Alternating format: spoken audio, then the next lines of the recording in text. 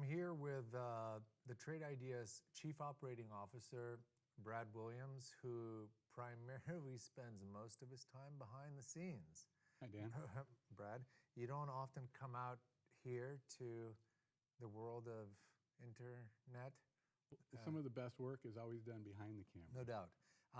Well, listen, you and I, we literally every day, Brad and I discuss the chess behind, where we see the technology going. And I kind of want to see if I can get you to be able to communicate with the audience. Like, where do you see the progression of Trade Ideas? Most people don't even know that we are the only firm that has a retail-focused artificial intelligence. How do we communicate this better? How do we show people what's really, again, behind the scenes of this amazing tech? Well, I think to talk about where we're going, you really have to understand where we've been and where we started. And Trade Ideas, the technology, it started with really a single component alerting window, something that just told someone that a stock is going up or going down.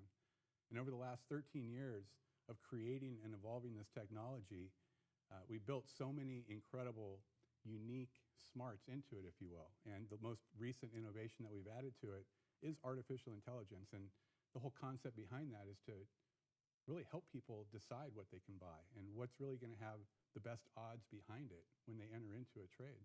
Do you know when I hear you talking about it, it kind of reminds me of something that Brad and I and our scientific team behind the scenes who writes the code, we asked ourselves the question, if a scientist was approaching speculating in the market, how would they really do it? And it was quickly evident that you couldn't just simply visually make discriminate kind of guessing. When we as humans, we look at a situation, that's just one incident. To approach it the right way, you have to comb through millions and millions of data points to see, is there really something anywhere, or is this just noise? I think people have a hard time understanding. We actually have an incredible advantage. The fact that we've been looking at this data for the last 13 years, building a database, creating new data points off of standard data, it's really given us the ability to find these pockets of opportunity in the marketplace, to find where odds are really in your favor. We really liken it to counting cards in blackjack, if you will, really putting statistics in your favor. Yeah, it doesn't, even for counting cards, that doesn't guarantee that you're going to win. You just have an understanding of a certain set of odds that are taking place. Ultimately, of course, people always have to make their own. Well, sure, but as you enter into a position, into a trade, you really do want to have the confidence to know that there is something that's assisting you in that process. One of the things that that I thought was kind of an interesting thing, and I don't even remember if we touched upon it at our event or not, but when Brad and I traveled to Bloomberg, we met with a gentleman there, and we talked to him about our artificial intelligence, and we kind of described it to him, and he said, what you guys have? This is a virtual analyst. And I really like that because it kind of takes all the complication and the mythology out of it. We've designed a computer that does its best to try to find where the pockets of opportunity are. And one of the great things is our computer is thinking all the time. It's thinking after the market closes, and it looks to the most recent market data and adds that to the previous market data. It takes in all this information to really find out what's going to work tomorrow and what's going to help you the next trading day. One of the things that you and I are working on right now, because while we are very prominent, I would say that B2C, we're probably the play for idea generation. But the large enterprise, again, they move in a lot of different ways, and we're starting to get back into the enterprise direction. And we talked about the data feed, not necessarily attaching trade ideas to the way we present the data to the individual investor, but being able to segment that data so that firms that are in the quantitative business and any other aspect of the equities game, they can get access to this custom data that we've been making. And what I want to do, I want to ask you to do for the audience, because again, you're definitely much more computer and math savvy than I am. When we talk about our custom data, most people have no idea that the exchanges just give you open, high, low, close. Describe to somebody that as if you were pitching, says, what do you mean you have custom You data? bet. What do we have? You can call it custom data. Some people call it metadata. It's really data that we create on the fly. As we're collecting in real time all of this generic market data, as you mentioned, at the very same time, we're creating what we call statistical baselines. Normal behavior for every stock on every time frame.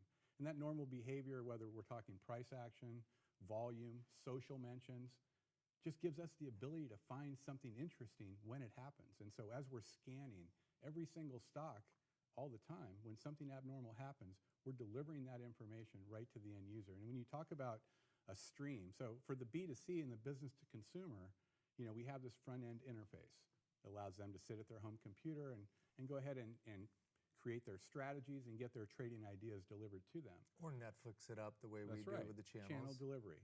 But as we're talking to the businesses and creating data streams, this market data can be delivered in just a stream fashion that allows these hedge funds, these institutions, to take this data and model it effectively for them.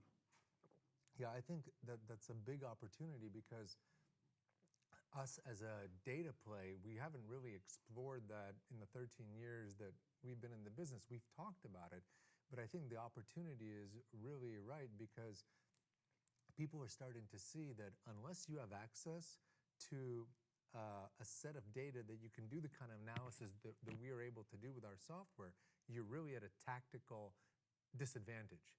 Whether you're just an individual investor or if you're a hedge fund or any kind of market participant. I mean, how could you not want to be aware of the statistics? Yeah, I think when you look at the genesis of a company like Trade Ideas and the tools that we offer, 15 years ago, you had to be in a trading room. You had to be in with a group of people that were calling out trades and giving you this information. Well, we've taken that. We've given the end user the ability to remove themselves from that trading room, to be able to go to their house, to be at their business office, to be anywhere they want, and be able to receive that same information and be able to take action on it.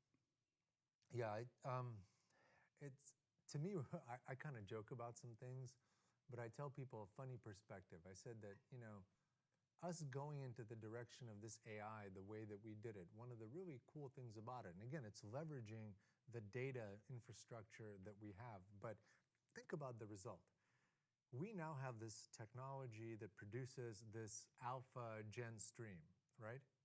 Day after day. Day after day.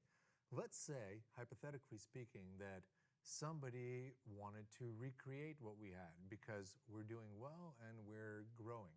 How would they go about doing that?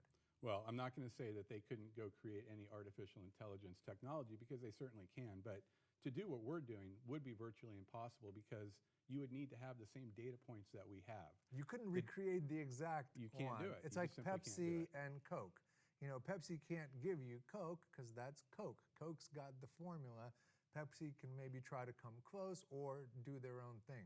And that's where we're in the catbird seat. For 13 I feel good about where we are. Oh right yeah, now. for 13 years, we've been developing this technology, and the market didn't give a shit about helping investors because they're all trying to either sell them tools or trying to get them to give their money to somebody else. It's like the industry completely went away from people being self-directed.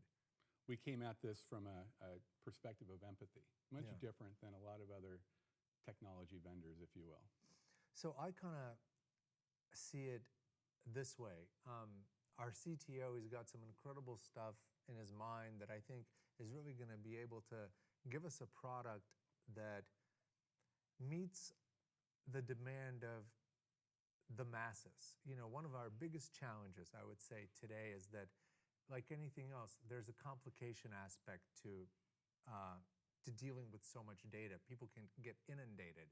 And we've been giving people so much information that we finally realized the way to really do it the right way is to scale it down to the most meaningful information. And I think the first step of that is the AI and the things that we're bringing to market to make the AI better is really going to take it to the next level. So I'm pretty excited about Well, I am that. too. And for 13 years, we have not stood still. We've continued to innovate, whether it's providing new forms to view the data, whether it's providing new data itself.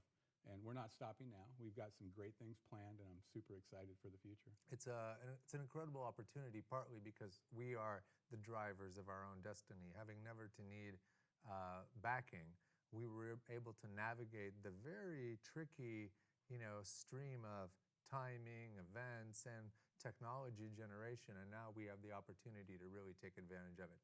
All right, awesome. Thanks, bud. Okay, next.